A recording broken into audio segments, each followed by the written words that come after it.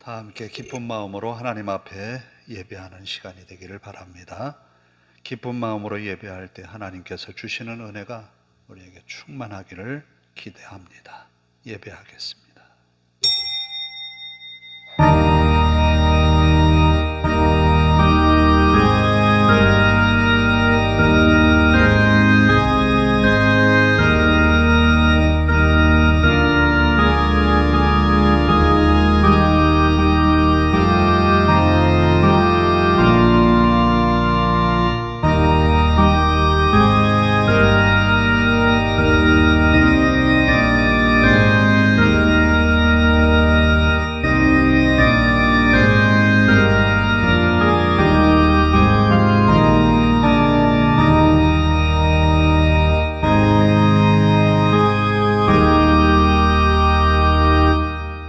시몬 베드로가 대답하여 이르되 주는 그리스도시요 살아계신 하나님의 아들이시니이다.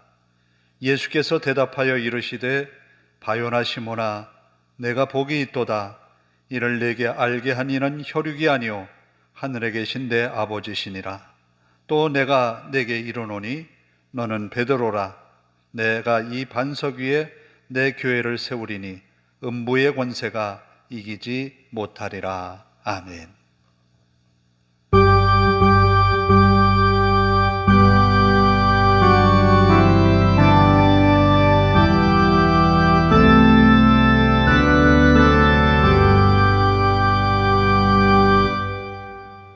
다 일어서셔서 10장을 함께 찬송합니다.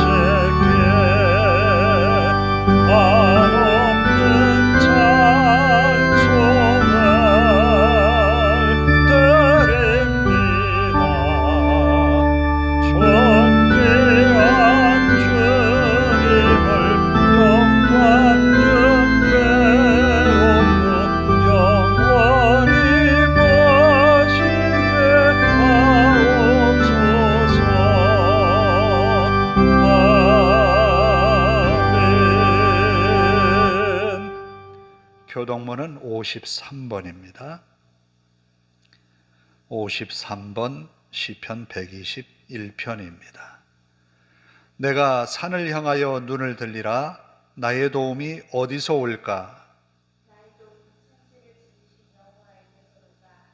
여호와께서 너를 실족하지 아니하게 하시며 너를 지키시는 이가 졸지 아니하시리로다.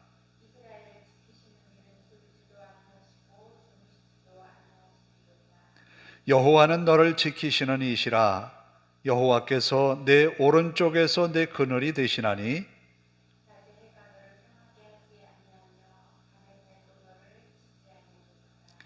여호와께서 너를 지켜 모든 환난을 면하게 하시며 또 내 영혼을 지키시리로다.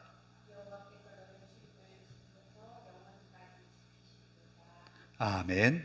사도신경으로 우리의 신앙을 함께 고백합니다. 나는 전능하신 아버지 하나님, 천지의 창조주를 믿습니다. 나는 그의 유일하신 아들 우리 주 예수 그리스도를 믿습니다. 그는 성령으로 잉태되어 동정녀 마리아에게서 나시고 본디오 빌라도에게 고난을 받아 십자가에 못 박혀 죽으시고 장사된 지 사흘 만에 죽은 자 가운데서 다시 살아나셨으며 하늘에 오르시어 전능하신 아버지 하나님 우편에 앉아 계시다가 거기로부터 살아있는 자와 죽은 자를 심판하러 오십니다. 나는 성령을 믿으며 거룩한 공교회와 성도의 교제와 죄를 용서받는 것과 몸의 부활과 영생을 믿습니다. 아멘.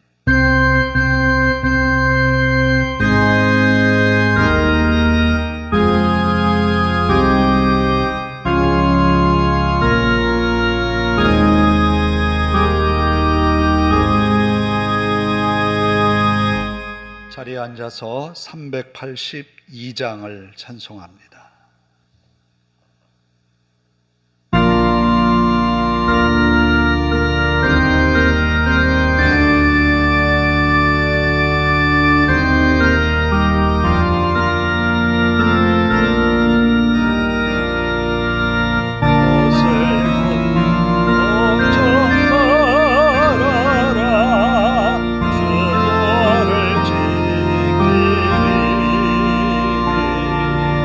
주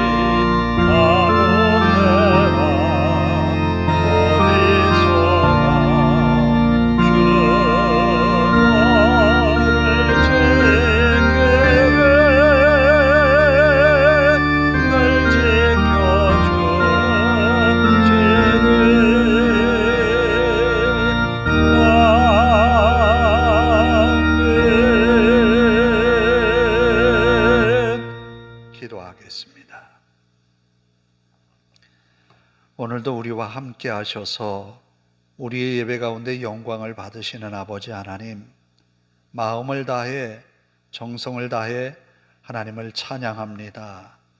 또 우리를 끝없이 사랑하신 주님 앞에 우리의 신앙을 고백합니다. 하나님만 바라보고 살아가야 하는 우리들이 세상 가운데 살면서 하나님의 뜻보다는 내 생각이 앞서서 주님 마음 서운하게 내 뜻대로 살아왔던 것 고백하며 하나님 앞에 회개하는 마음을 갖습니다. 아버지 하나님, 세상 일에 골몰했던 우리의 생각들 돌려서 이제 하나님께 향하게 하시고 신령과 진정으로 예배하는 이 시간이 되게 하옵소서. 주님의 은혜를 간절히 구합니다. 예배하는 우리들에게 하늘의 신령한 은혜를 더하셔서 이 땅에서 믿음으로 승리할 수 있도록 인도하옵소서. 우리의 예배가 하나님 앞에 연락되도록 성령님 주장하셔서 우리의 입술로 드리는 찬양이 하나님께 온전히 드려지게 하옵소서. 또한 아버지 하나님, 우리의 예배 시간, 하나님 앞에 드려지는 이 귀한 시간이 우리 삶의 가장 소중한 시간 되게 하시고 예배하는 시간 내내 하나님의 은혜의 말씀으로 함께 하옵소서. 말씀을 전하는 부족한 종을 붙들어 주시고 능력의 말씀만을 전하게 하옵소서. 인간의 약하고 연약한 부분들은 십자가 뒤에 다 감추어 주시고 능력의 말씀만을 선포하여 주님의 말씀을 들었던 많은 이들이 은혜의 말씀으로 듣고 하나님의 말씀으로 들었던 것처럼 이 시간도 주의 음성을 듣는 저희들 되게 하옵소서. 간절히 하나님 앞에 간구합니다. 이 자리에 꼭 함께 예배해야 하지만 여러 가지 사정 때문에 나오지 못한 성도들, 저들의 마음과 생각을 주장하시고 저들을 긍휼히 여기셔서 주님 앞에 예배하는 이 귀중한 시간을 놓치지 않게 하옵소서. 마음을 다해 하나님을 예배하게 하시고 저들이 하나님 앞에 온전한 믿음으로 회복되도록 인도하옵소서. 아버지 하나님, 우리의 교회를 주님께서 긍휼히 여기시고 이 교회를 출입하는 모든 성도들이 하나님 앞에 은혜와 복을 받게 하옵소서. 갈급한 마음으로 주님 전에 나와 기도할 때에 그 간절한 기도가 하나님 앞에 연락되게 하옵소서. 아버지 하나님, 우리가 살아가는 이 땅이 대한민국 하나님이여 긍휼히 여기시고 어렵고 힘겹게 살아가는 우리의 이웃들이 참 많습니다. 아버지 하나님, 저들이 하나님께 희망을 두고 아버지 하나님 용기 있게 살아내도록 인도하옵소서. 아버지 하나님, 우리 앞에 많은 시련과 아픔들을 봅니다. 주님께서 위로와 평안을 주시고 이겨낼 믿음의 능력을 더하여 주시옵소서. 아버지 하나님, 세상에 여러 곳곳에 전쟁이 있고 지진이 있고 분쟁하는 그런 지역들이 있습니다. 아버지 하나님, 하나님의 손에서 평화가 선포되고 세상에 전쟁이 그치고 하나님이 주신 은혜의 세계로 나아갈 수 있도록 인도하옵소서. 이 시간도 우리의 예배가 마칠 때까지 주님께만 영광 되기를 원합니다. 우리 하나님 앞에 모든 것 맡기오며 예수님의 이름으로 기도하옵나이다. 아멘.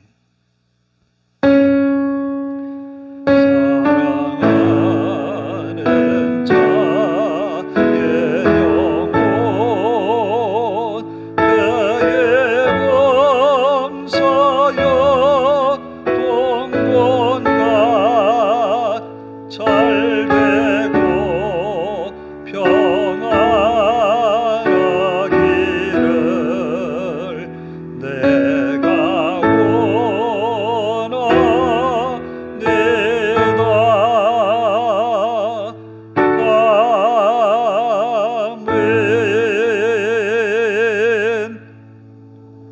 오늘 우리에게 주시는 하나님의 말씀은 에스라서 8장 21절에서 23절입니다.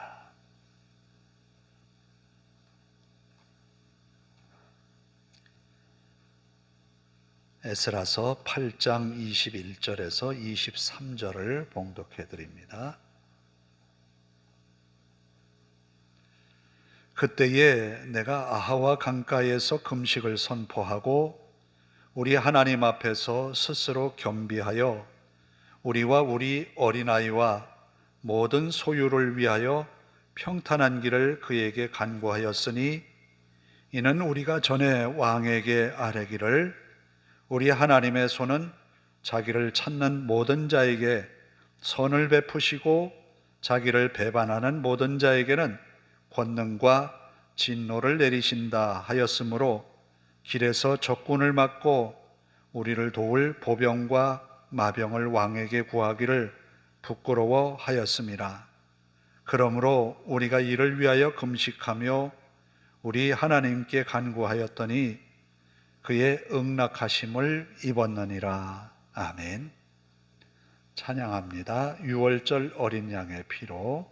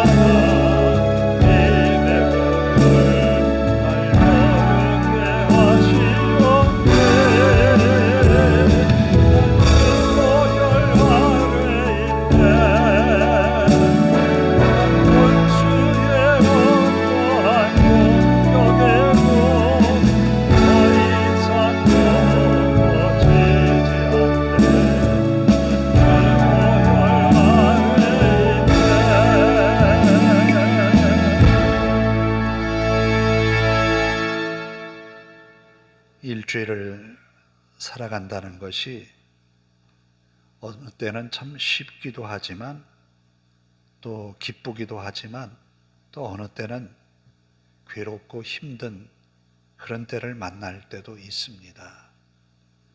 평범하게 살아가는 이에게도 그렇지만 한 주간을 믿음으로 살아가려고 하는 우리의 삶이라고 하는 것은 어떤 게 믿음으로 사는 것일까?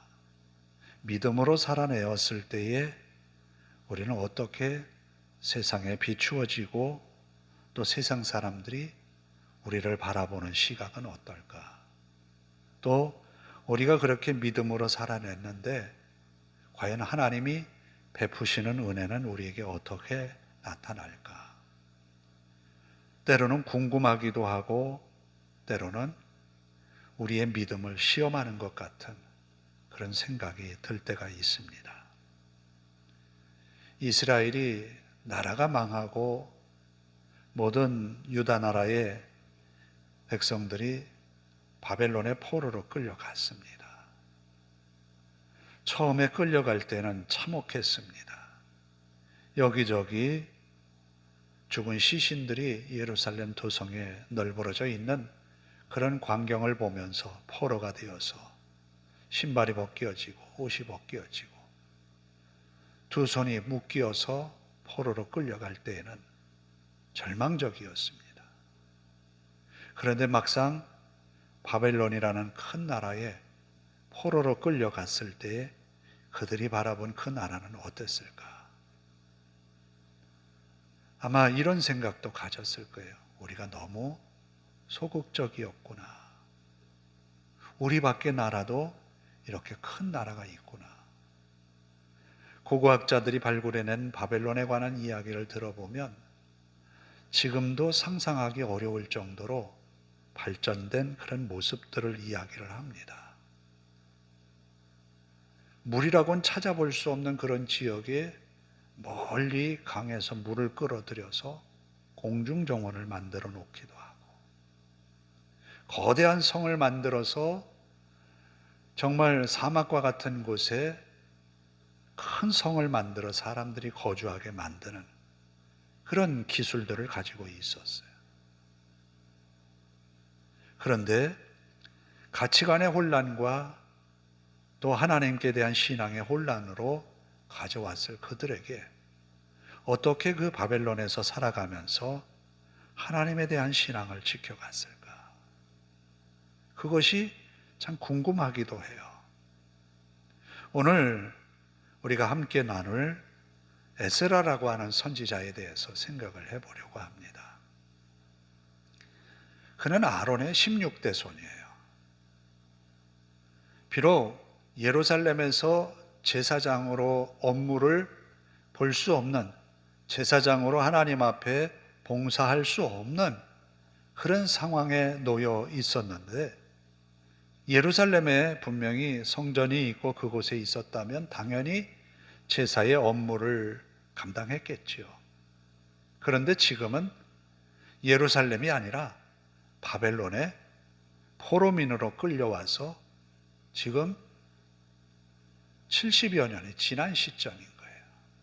그렇다면 이 에스라는 바벨론의 생활이 더 익숙해지지 않았을까? 바벨론이 어찌 보면 고향 같은 곳이 아닐까? 어려서부터 젊은 시절을 보냈으니까. 그렇다면 바벨론 삶이 익숙해졌을 그에게 신앙의 모습은 찾아볼 수 있을까? 우리도 보면 그런 경우들을 봐요. 이민 1세대, 2세대, 3세대를 넘어가면서 그들에게서 볼 수 있는 것 중에 하나가 한글을 잘 사용 못한다는 거예요. 우리말을 잘 못한다는 거예요. 영어는 익숙하게 자기의 모국어처럼 말할 수 있지만 2, 3세대가 넘어가면서 그들에게 한글을 억지로 가르치지 않으면 잊어버린다는 거예요. 그렇다면 70년의 세월이라고 하는 것은 1세대가 지나고 2세대 혹은 3세대 가까이 이 대가 연결되었을 텐데 에스라는 어떻게 그 어려운 시절에 신앙을 지켜갔을까? 그의 신앙의 모습은 여기 에스라서에 아주 상세히 잘 기록하고 있습니다. 그가 족보에 대해서 이야기할 때 너무나 정확하게 잘 알고 있고 아론의 16대 손이라는 것을 분명하게 밝히고 있어요. 그리고 그 자신에 대하여서 에스라가 여호와의 율법을 연구하여 준행하며 율례와 규례를 이스라엘에게 가르치기로 결심하였다라고 하는 말씀을 들어보면, 그는 바벨론의 포로로 끌려왔지만 비록 제사의 이 귀한 업무를 감당할 수는 없지만 하나님의 율법에 대하여서 그간에 많은 연구를 했다는 거예요. 공부를 했다는 거예요. 하나님의 율법에 대하여서 능통한 학사가 됐다는 거예요. 그렇다면 의도적이고 적극적이지 않는 한은 이런 일을 감당하기가 어렵다는 거죠. 왜냐하면 포로로 끌려온 이들이 어떻게 율법책을 가지고 올 수 있었겠어요? 그들은 포로로 끌려와서 남아있던 율법책을 어떻게든지 가져오려고 했었을 거예요. 그런 지대한 노력이 에스라가 율법을 연구할 수 있었고 말씀에 익숙한 학사가 될 수 있었다라는 거예요. 그러면 그가 연구만 하는 사람이냐? 연구만 하는 사람이라면 예수님 당시에 헤롯 왕이 말하죠. 메시아가 오신다는데 어디에서 태어나겠느냐라는 거예요. 그때에 서기관들이, 율법학자들이 말합니다. 베들레헴입니다. 그것은 근거가 어디에 있는 겁니까? 미가 선지자가 예언한 말씀을 저들이 알고 있었다는 거예요. 그렇다면 알고 있었다면 이 어수선한 상황에서 그들이 먼저 해야 될 것이 뭐겠습니까? 우리의 왕, 우리의 메시아가 오셨는데 그를 보호해야 되는 것 아니에요? 먼저 가서 경배해야 되는 것 아니에요? 그들은 말씀을 알고 있었지만 머리로만 알고 있었다라는 거예요. 그러나 학사 에스라는 그렇지 않습니다. 늘 그가 왕 앞에서 한 말이 있어요. 임금 앞에서 한 말이 있는데 오늘 본문 가운데 22절에 이렇게 그가 왕 앞에서 고백한 내용을 이야기를 합니다. 우리 하나님의 손은 자기를 찾는 모든 자에게 선을 베푸시고 바로 하나님을 찾는 자, 하나님을 구하는 자에게 하나님이 선을 베푸신다라고 늘 말했다는 거예요. 왕에게. 그리고 또 무슨 말을 하냐면 하나님을 배반하는 자, 하나님을 배반하는 자에게는 하나님의 권능과 진노를 내리신다라고 했다는 거예요. 자, 그러면 지금까지 에스라가 바벨론에 살면서 율법을 연구하고 하나님의 말씀에 능통한 학사가 되었어요. 그런 그가 그 자신이 바벨론에서 어떻게 살았는지를 고백하는 내용을 보면 알 수 있어요. 그것은 뭔가 하면 왕에게 구하는 것을 다 받은 사람이에요. 자, 우리는 여 가까이에 있는 청주시장을 찾아가면 우리가 요구하는 것 시장이 다 들어줄까요? 당신이 뭔데? 라고 할 거예요. 모르면 우리의 말이 제대로 통하지가 않아요. 우리가 대통령을 만나서 대통령께 우리의 요구가 이것인데 들어주십시오. 만나지도 못해요. 왜? 중간에서 다 막아버리니까. 그렇다면 에스라가 어떻게 왕에게 구하는 것을 다 받는 사람이 되었을까라는 거예요. 7장 6절에 보면 그렇게 말하지요. 율법에 익숙한 학자로서 그의 하나님 여호와의 도우심을 입음으로 왕에게 구하는 것을 다 받는 자이더니 라는 거예요. 다 받은 거예요. 왕에게 구하는 것은. 그렇다면 에스라가 바벨론에서 어떻게 살아왔기에 왕도 그의 신앙을 인정하고 왕도 그의 연구하는 율법을 인정하는 그런 모습을 보였을까? 중요한 거예요. 우리가 신앙으로 살아낸다는 것이 때로는 손해도 볼 때가 있고 사람들의 손가락질 당하는 경우도 있을 거예요. 그런데 에스라는 어떻게 그 삶을 살아냈는지 왕마저도 그의 신앙을 인정한 거예요. 왕마저도 그를 신뢰한 거예요. 어떻게 살아냈기에? 우리가 믿음으로 살아냈는데 사람들이 저 사람은 믿을 만해. 내가 저 사람 같으면 뭐든지 다 믿어. 라고 말할 정도로 우리가 신뢰를 주었느냐라는 거예요. 저 사람이 요구하는 것이면 뭐든지 다 해줘. 이렇게 될 수 있을까요? 우리들 자신들을 되돌아보게 합니다. 우리가 과연 신앙으로 살아낸다고 하는 것이 어떤 삶을 살아야 되는지를, 단순하게 예배하고 그저 때를 따라서 기도하고 그러는 것이 우리의 전부라고 한다면 좀 아쉽지 않을까요? 에스라는 항상 하나님 앞에 했던 이 말 때문에 고민에 빠졌습니다.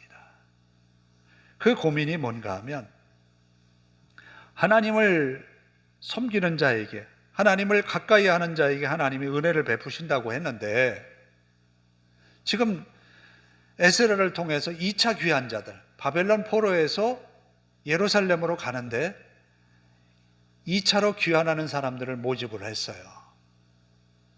모집을 하는데 모집의 이 과정이 그렇습니다.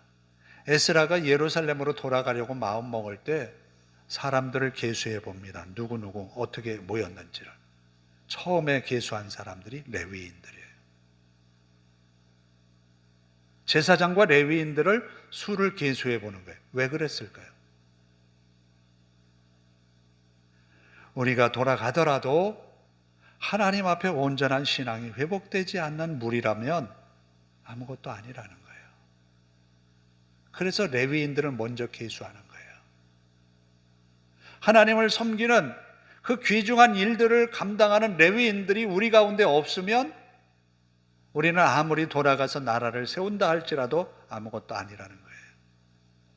그래요. 우리가 열심히 살아가고 열심히 즐겁게 살고 하지만 하나님과 관계된 우리의 이 믿음의 관계가 없으면 모든 것이 아무것도 아니라는 거예요. 하나님과의 관계 속에서 이 모든 것이 복이고 은혜가 된다는 거예요. 그래서 레위인들을 계수를 합니다. 자, 이렇게 계수한 이 레위인들과 또 함께하는 이 많은 유대인들을 데리고 돌아가는데, 돌아가는 무리가 많으면 뭐가 많겠어요? 가져갈 짐이 많을 거 아니에요. 또 짐이 많다면 거기는 소중한 것도 함께 가지고 가겠죠. 바벨론 땅에서 모아놓은 재물도 함께 가져갈 거란 말이에요. 그럼 누구의 표적이 되겠습니까? 바벨론에서 예루살렘이라고 하는 거리는 짧은 거리가 아니에요.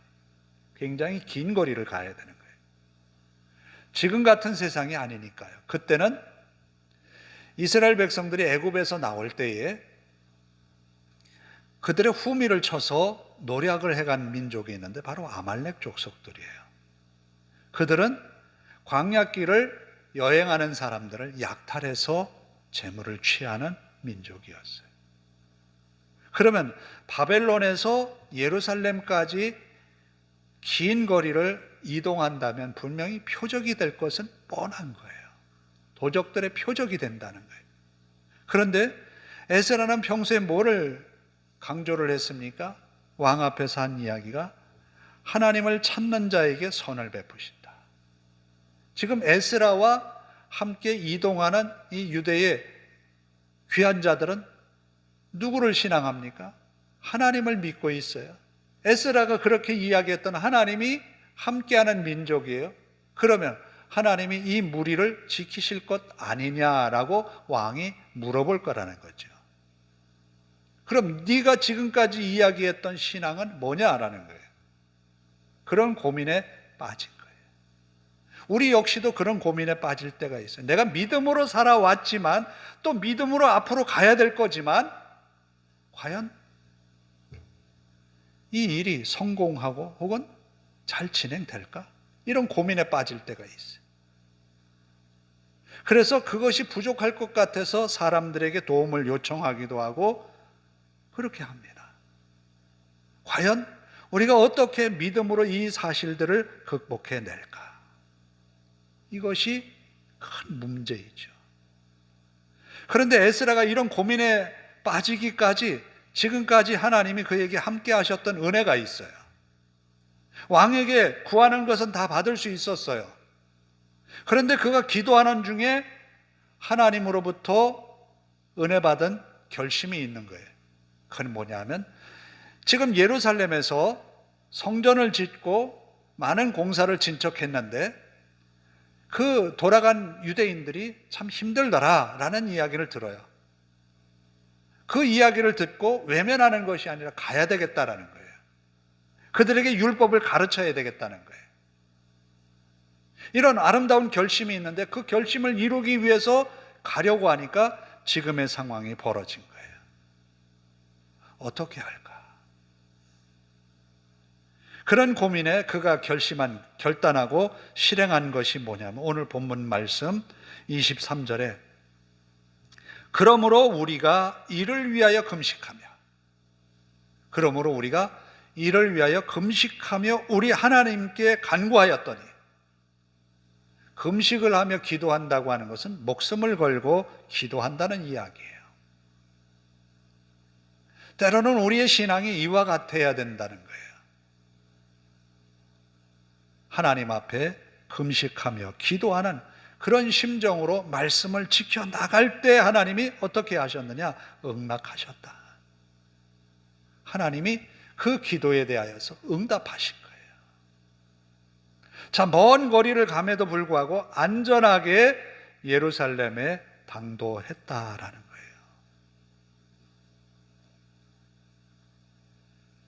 바로 에스라에게 하나님이 주신 꿈을 이루기 위하여서 이 먼 길 가운데에 도적들을 만나지 아니하고 어찌 보면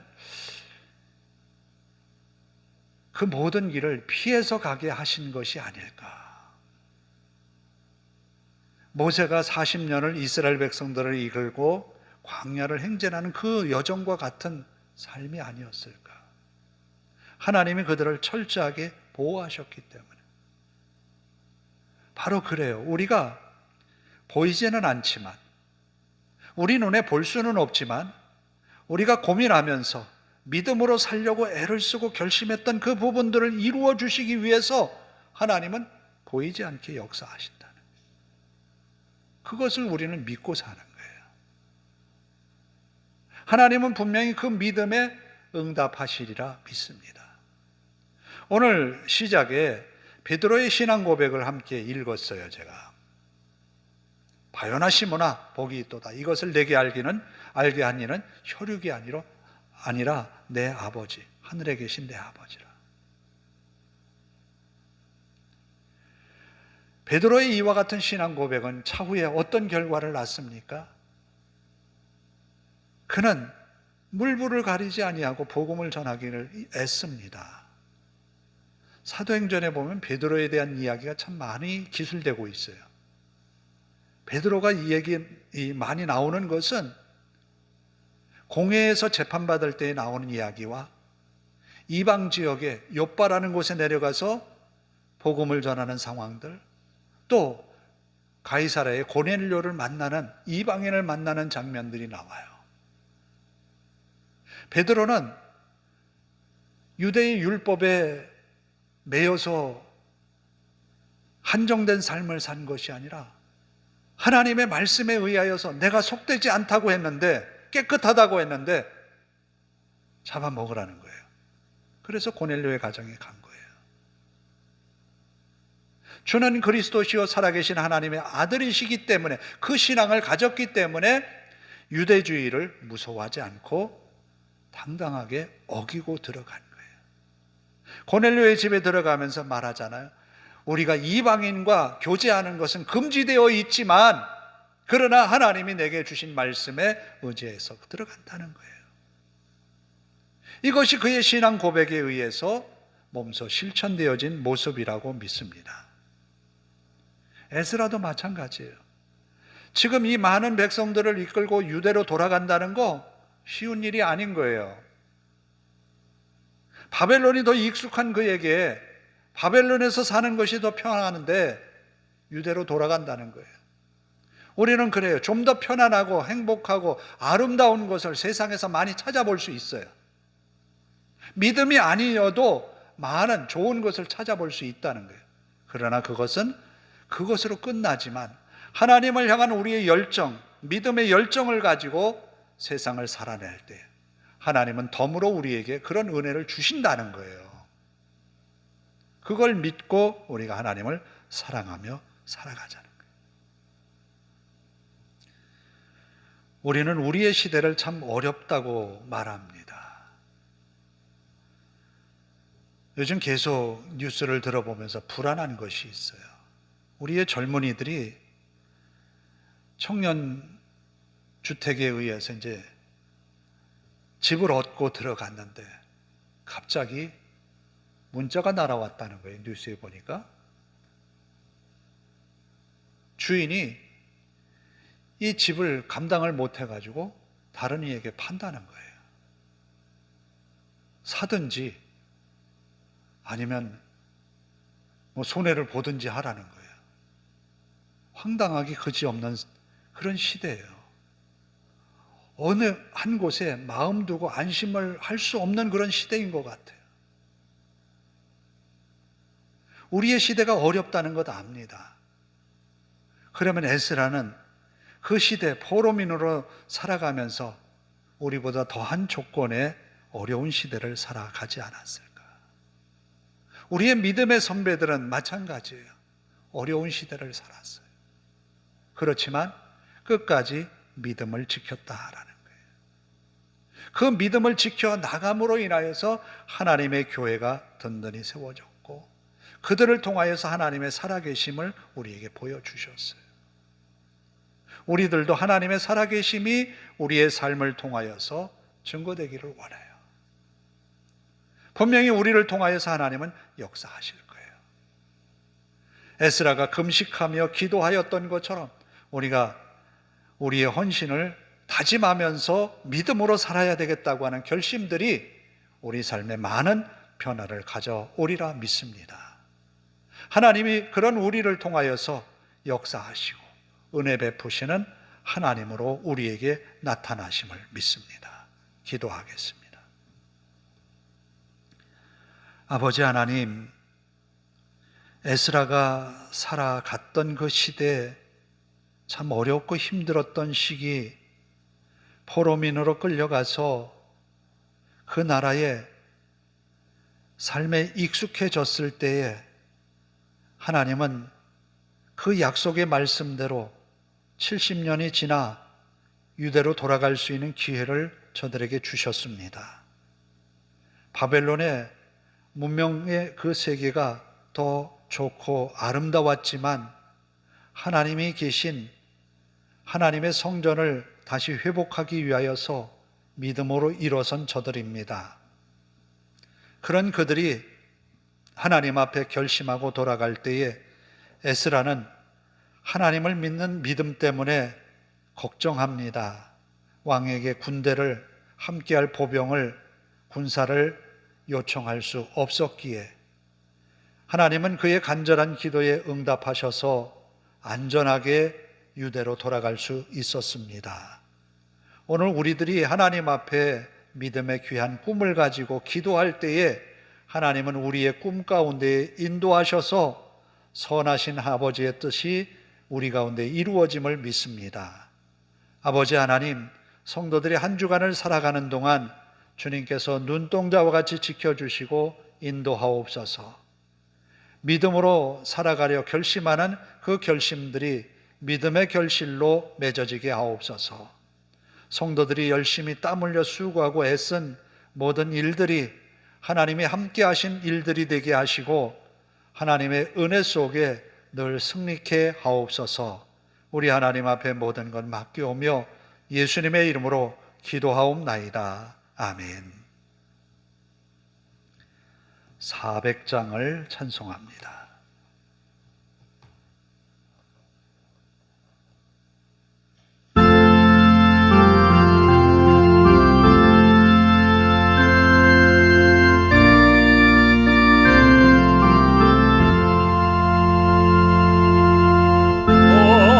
만시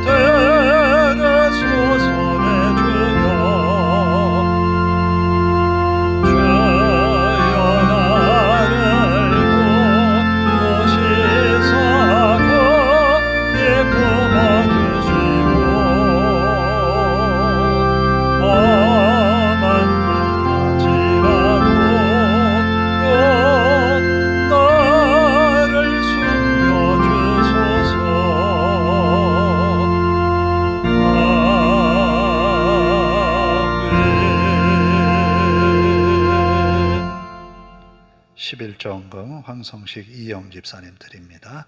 기도하겠습니다. 하나님 감사합니다. 이 주일에 주님께 나와 정성을 다한 예배에 찬송과 영광을 주님께 돌립니다. 우리의 예배 가운데 영광을 받으신 줄로 믿습니다. 또한 귀한 예물로 하나님께 드립니다. 하나님께 드려지는 이 귀한 예물들이 하나님의 나라, 하나님의 사랑하시는 생명들을 구원하는 데 아름답게 사용되어지도록 인도하옵소서. 10의 1조를 드렸습니다. 믿음의 가정에 하나님께서 복을 주시되 들어와도 복을 받고 나가도 복을 받으며 언제나 그 가정에 하나님 주신 은혜가 충만케 하옵소서. 하나님 주신 물질로 삶에 언제나 감사가 넘치고 또 섬기고 사랑하는 일에 부족함이 없도록 채워 주시옵소서.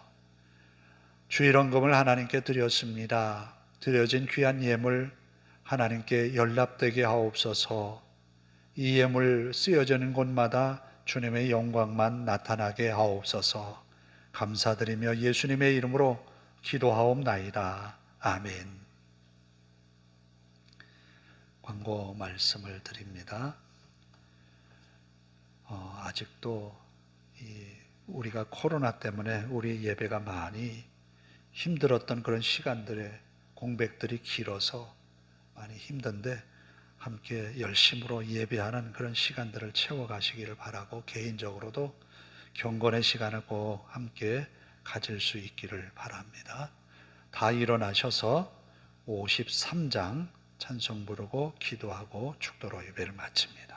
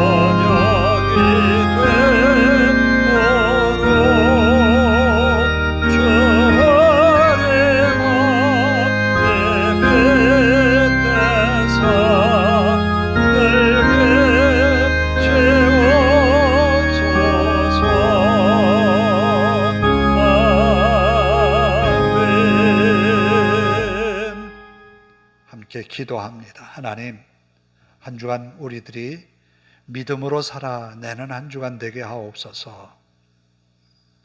언제나 우리의 마음 가운데 주님이 왕으로 자정하셔서 주님 기쁘게 여기시는 한 주간의 삶이 되게 하옵소서.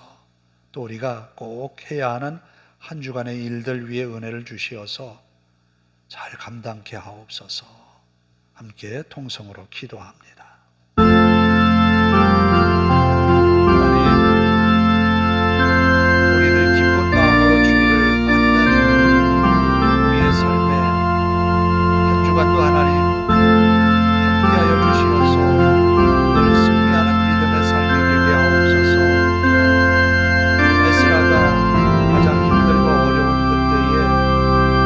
하나님의 율법을 연구하고 또 율법에 익숙한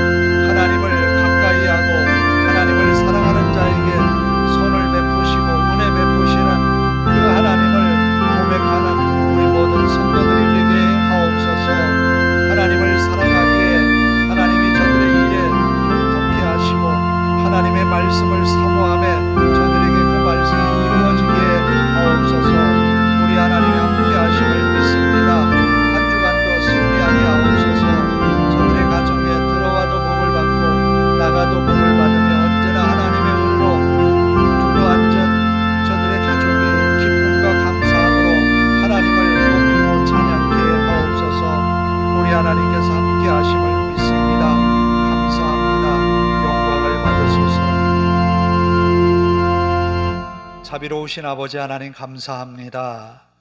한 주간 시작되었습니다. 이제 믿음으로 살려 결심하고 하나님의 말씀을 더 이루려고 결심하는 우리의 마음들이 하나님의 은혜를 입는 한 주간 되게 하옵소서.